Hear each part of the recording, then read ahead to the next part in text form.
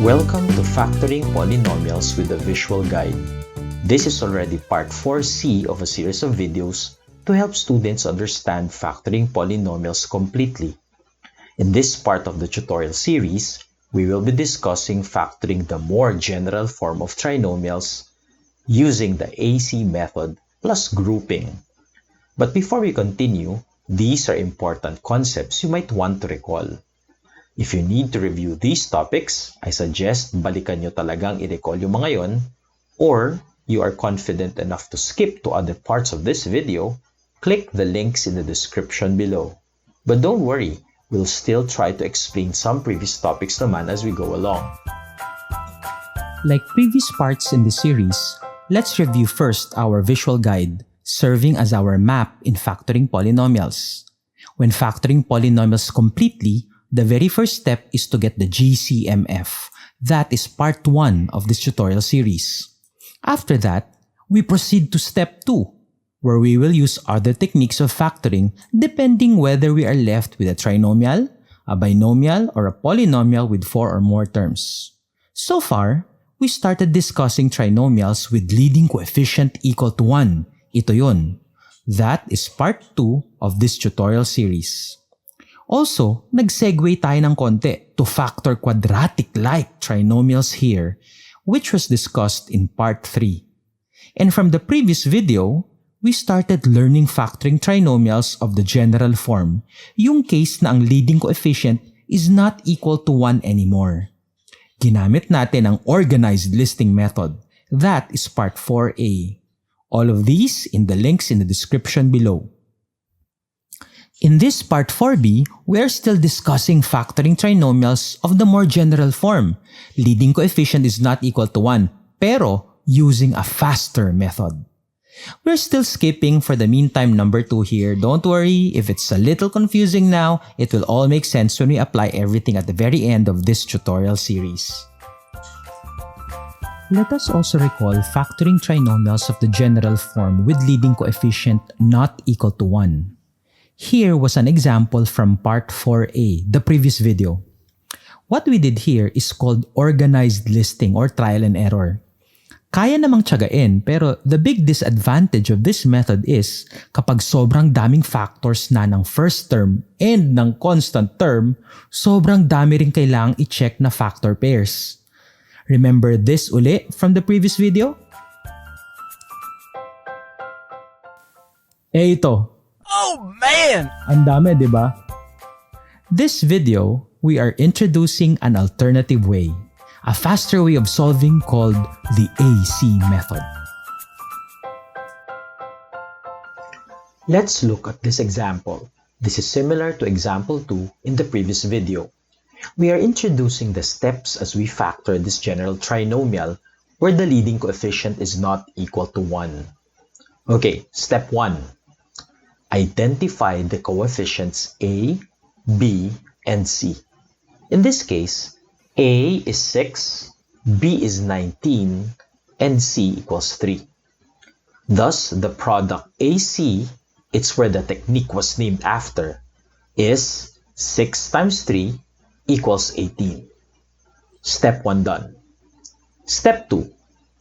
Ask yourself, what are the factors of AC with sum equal to B? Our aim is to quickly find a factor pair of AC that add up to B, which is 19. Organizing our list so we can consider every possible factor pair of 18, we can start from 1 and 18. 1 times 18 is 18, obviously. Then consider their opposites, negative 1, negative 18. Increasing to 2, 9, that's another factor pair, and then their opposites, of course. Then increasing to 3, notice the pattern, 1, 2, 3, so the partner of 3 is 6, and then consider their opposites. Now, 4 and 5 are not factors of 18, hindi pwede yun.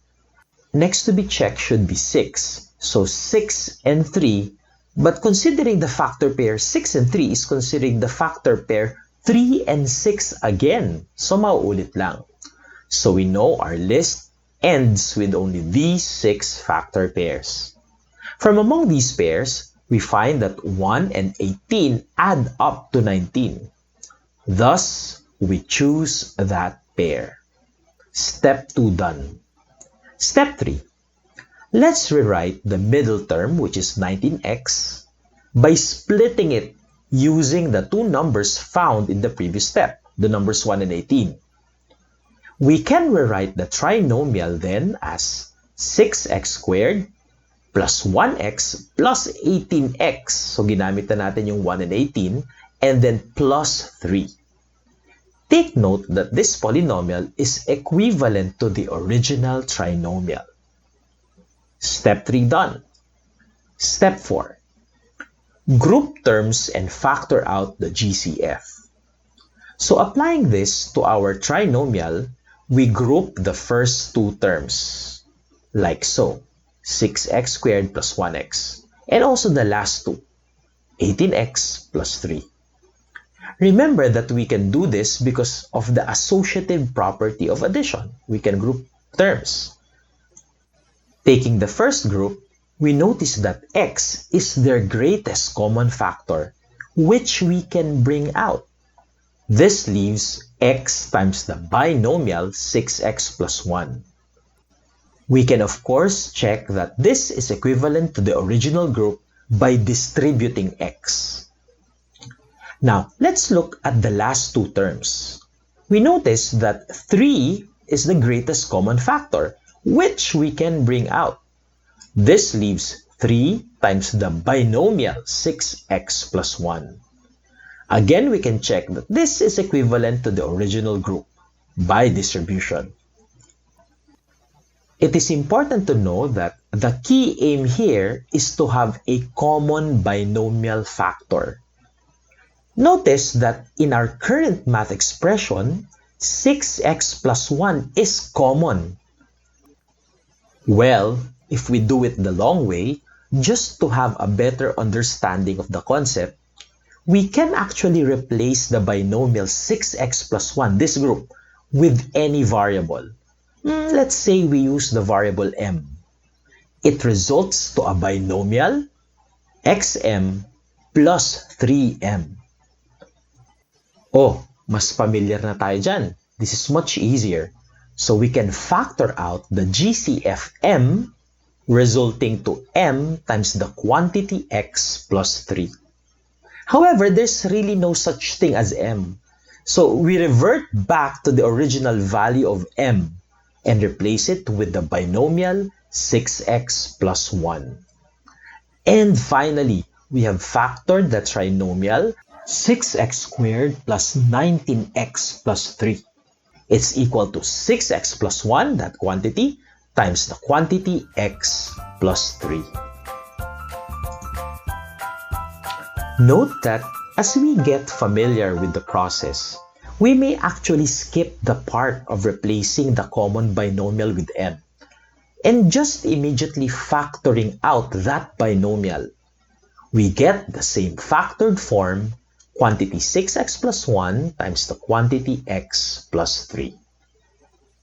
Finally, step 5. We end by verifying our answer. We multiply the two binomials by FOIL method, as quickly shown here. While we have already shown how to factor a general trinomial using AC method, it is very important to be aware that there's a possibility of switching the positions of the two factor pairs in steps 2 and 3. This part. Let's investigate this possibility and check what happens if we switch them. Okay, let's try to solve the problem by switching 18x and 1x. In this case, 6x squared and 18x are now grouped together, while 1x plus 3 is the other group. We continue step 4 by finding the GCF of the first group. 6x is a common monomial, and let's factor that out. Taking the second group, we do the same thing. However, we notice that for the terms x and 3, Their only common factor, hence it's their greatest common factor, is the number 1. So let's bring 1 out. So we have achieved our aim to get a common binomial factor. In this case, it's quantity x plus 3. We may opt to replace this binomial with any variable, let's say k, and proceed like what we did in the previous case. We can factor out this k, then revert back to the original binomial value, which is x plus 3. So, as you can see, by commutative property of multiplication, it tells us that we ended up with the same factors. So this second solution shows that no matter how we arrange the factor pair to split the middle term, we arrive at the same factors in the end. So this is our first try of the AC method. While the process may seem tedious, but with more practice, we will be familiar with the steps. We will discover that this is a better alternative than doing organized listing. Let's look at another example. Again, let's show the 5 steps so we'll be better guided. Step 1. Identify the coefficients A, B, and C. In this case, A is 2, B is 5, and C is negative 12. Thus, the product AC is 2 times negative 12 equals negative 24. Step 2. Ask yourself what are the factors of AC with sum equal to B. Let's quickly find the factor pair of AC that add up to B, which is 5. Organizing our list so we can consider every possible factor pair of negative 24, we can start from 1, partner it with negative 24. Then consider their opposites. Checking, they don't add up to 5. So, we try other factors. Now considering the next higher factor, which is 2. We can partner it with negative 12 so that the product is negative 24. Then, we write their opposites. Unfortunately, these factor pairs still don't add up to 5. So let's look at other factor pairs of negative 24. Increasing the next to 3, partner it with negative 8. And then their opposites. Finally, we see that negative 3 and 8 add up to 5. There is no need now to look for the remaining factor pairs. So we now choose negative 3 and 8. Step 3. Let's rewrite the middle term, which is 5x, by splitting it using the two numbers found in the previous step, the numbers negative 3 and 8. We can rewrite the trinomial as 2x squared minus 3x plus 8x minus 12. Ginamit na natin yung negative 3 and 8. This is of course equivalent to the original trinomial. Step 4. Group terms and factor out the GCF. Applying this to our trinomial, we group the first two terms like so, 2x squared minus 3x, and also the last two, 8x minus 12. Taking the first group, we notice that x is the greatest common factor, which we can bring out. This leaves x times the binomial 2x minus 3. We can check that this is equivalent to the original group by distributing x. Now let's look at the last two terms. We notice that negative 4 is the greatest common factor, which we can bring out. This leaves negative 4 times the binomial negative 2x plus 3. Oops, we have a problem here. We don't have a common binomial factor, which we are actually aiming to find. 2x minus 3 is different from negative 2x plus 3. So, how can we fix this? So, we can actually fix this. Instead of factoring out negative 4, let's try to factor out 4. Doing that means now having 2x minus 3 as common binomial factor for the two groups. So, para-paraan lang. Again, we can check that this is equivalent to the original group by distribution. So since in our current math expression, 2x minus 3 is common, we can now factor that binomial out. In our previous example, we still showed replacing this common binomial by another variable. So we do it faster this time by factoring out the binomial itself and end up with the factored form 2x minus 3 times the quantity x plus 4. Now remember to always do the last step. We end by verifying our answer. We multiply two binomials by FOIL method as quickly shown here. Before we finish this example, let us also show the alternative solution where the terms negative 3x and 8x are interchanged. In this case, it is important to convert negative 3x to addition, making it to plus negative 3x instead. The reason why we need to do this? Remember, there is no associative property for subtraction. We can check this by distributing the negative sign. Negative times 3x is negative 3x, which is equal to negative 3x on top.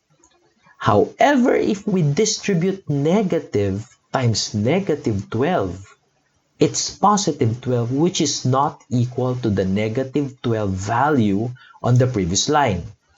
Again, there is no associative property for subtraction. It only works for addition. So, we can fix this by converting negative 3x to plus negative 3x. Converting to addition means ensuring that we can do grouping of terms, resulting to the same polynomial expression. You may review this correct alternative solution. We observe that we get the same factors. Ready to try AC method yourself? Here are 3 exercises and may guide pa rin tayo. Pause this video now and solve. Kaya yan, go! Here are the solutions and answers.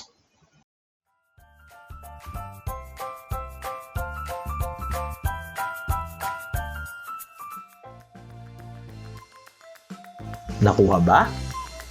I hope nakapractice tayo with our exercises. Please don't forget to like and subscribe. Happy solving!